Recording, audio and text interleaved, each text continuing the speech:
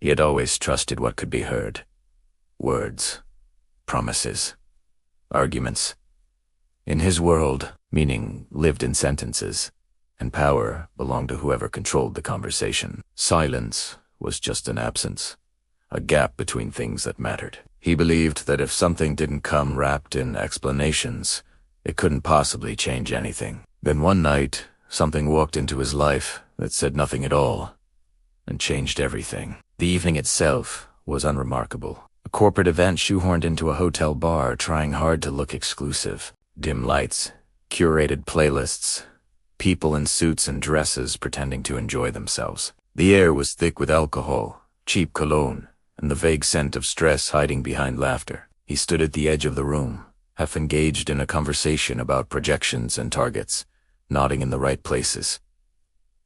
He had done this 100 times. Say enough to seem present, not enough to be remembered.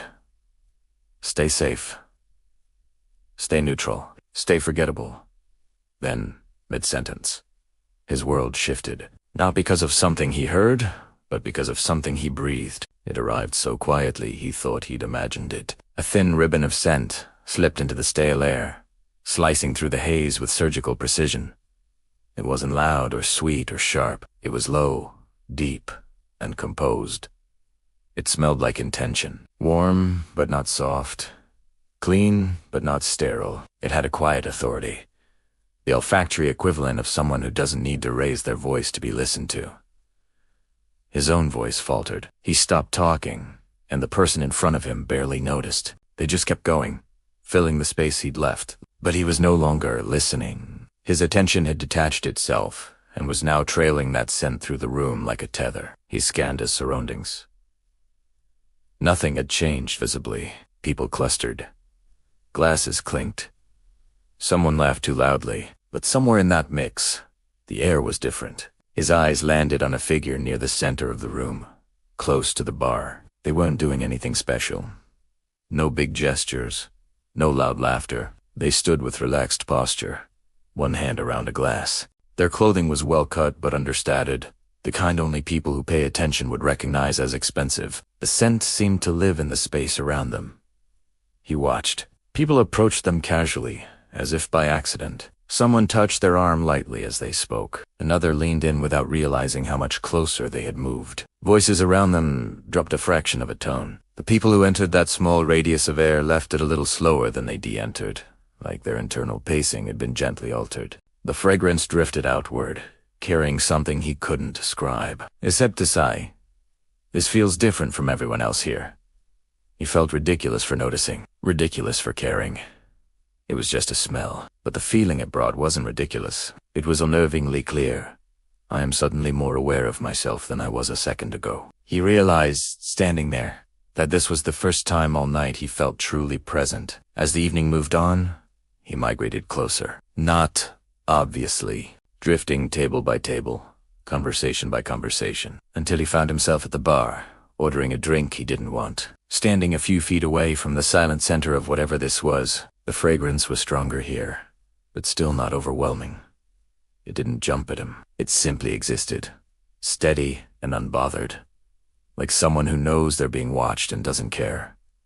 The person next to him, the one wearing it, didn't turn. They murmured their order to the bartender, the words too low for him to hear. It didn't matter. The scent was saying enough. He realized something unsettling. He was reacting more to what he could unhear than to every word that had been said to him that night. He didn't speak.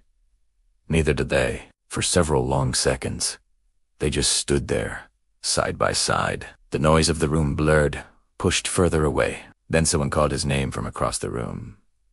The spell broke. He answered automatically, stepped away from the bar, back into social autopilot. But the fragrance stayed with him. It clung to his memory with a persistence that felt unreasonable. As the night wore on, he noticed something else. Wherever that scent moved, the energy of the room moved too. Conversations softened around it. The tension in the room seemed to loosen its grip. The person wasn't charming in any performative way. They were simply there, fully, in a way almost no one else was. And the fragrance was their silent amplifier. He went home that night, disoriented. Nothing big had happened. No new contacts, no career-shifting conversations. He hadn't even spoken a single word to the person with the scent. But he had felt the difference between words that fill a room and presence that changes one. Days passed. He tried to forget it. It was just a smell, he told himself. A random detail his brain decided to obsess over.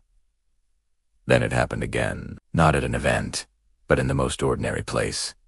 The lobby of his own building. He was coming home late, exhausted. The doors slid open, and the air shifted. The same fragrance, softened but unmistakable, hung in the space ahead, like someone had just walked through. His tiredness evaporated. He looked around. The lobby was nearly empty. The receptionist glanced up, then back at their screen. The elevator doors were still closing. Behind the glass, he saw the faint outline of a person's back, coat over one arm. The doors sealed. The elevator rose. He stood there, staring at his reflection, heart beating faster for no logical reason. The scent faded, but not before reigniting that same strange sensation. I'm fully here right now. He thought about chasing the elevator. He didn't. Not that night. But something had cracked open. The next time he was invited to a gathering, he felt the same old resistance, the desire to stay home, where nothing was asked of him. He put on his jacket. Almost without thinking, he picked up a bottle of his own neglected cologne. For the first time, he sprayed it on with intention, asking silently, what if presence isn't just a personality trait? What if it can be a decision? The event was quieter, more serious. Conversations here were about strategy and influence. He entered with his usual caution and felt something unusual in return. People noticed him sooner. They turned their heads a fraction earlier. When they spoke, there were pauses afterward. Not because he was saying the smartest thing, but because people seemed inclined to give his words a moment to land. He realized, with a jolt, that a part of what he'd witnessed wasn't magic. The fragrance had never been the whole story. It had simply announced, in silence, I take myself seriously enough to be fully here. The person wearing it had done the rest. That realization settled into him. He didn't transform overnight, but he began paying attention to silent signals, the ones he sent out without speaking. He noticed how body language shifted when he stood a little straighter, when he let himself be still instead of fidgeting, when he looked people in the eye. He noticed how the right scent, worn intentionally, didn't make him someone he wasn't. It simply allowed the person he'd been hiding to step forward without apology. The real turning point came months later, in a meeting he hadn't expected to be invited to. One of those closed-door discussions where real decisions get made. Someone had put his name forward. Someone had said, he sees things we miss. He entered quietly. Halfway through, someone asked a question no one wanted to answer. I sifted, the uncomfortable silence fell. He felt that old instinct rise up. Stay small. Stay silent. But the fragrance he'd chosen that morning, subtle and grounded, rested on his skin like a hand on his back. He spoke, not loudly, just clearly. He said what he saw, what he thought would go wrong, what might work better. When he finished, the silence that followed was different. People were thinking. One of the senior figures in the room nodded slowly. That's the first useful thing anyone said about this, they replied. Let's recalibrate. He walked out with nothing tangible, no promotion, no reward. But in the weeks that followed, his life began to tilt. He was invited into more conversations. His name appeared in emails he'd never been copied on before. People started seeking him out for his perspective, and every time, he thought back to that night in the hotel bar, to the person whose presence had bent an entire room without raising their voice, to the fragrance that had moved like a silent declaration. I am here. I know my weight. He never really spoke to them. Their paths crossed a few more times at a distance. Sometimes, in a crowded lobby or an elevator, he would smell that same composed scent and feel something inside him steady. Years later, sitting in an office that once felt unreachable, he understood the real lesson. It wasn't that a perfume changed his life. It was that the first truly transformative force he'd encountered said nothing at all. It showed him that influence isn't always load, that fate doesn't always arrive with fanfare. It showed him that influence isn't always load. That fate doesn't always arrive with fanfare.